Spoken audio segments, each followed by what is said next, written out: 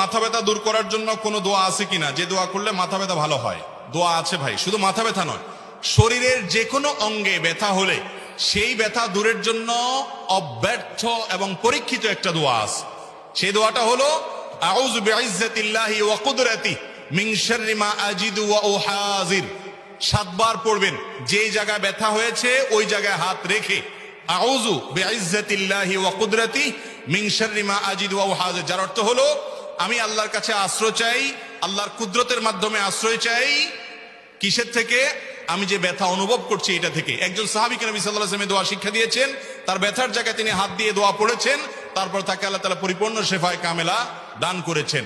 এজন্য আল্লাহর প্রতি সে বিশ্বাস রেখে আল্লাহ তাআলা হাদিসে কুদসিতে বলেছেন, আনা ইনদা যান্নি আবদি বি, বান্দা আমার প্রতি যেমন ধারণা করবে আমি তার সাথে তেমন আচরণ করব। অতএব দোয়া আপনি ওই ব্যথার জায়গায় রেখে যদি পড়েন, ইনশাআল্লাহ আল্লাহ তাআলা কি করবেন? সুস্থ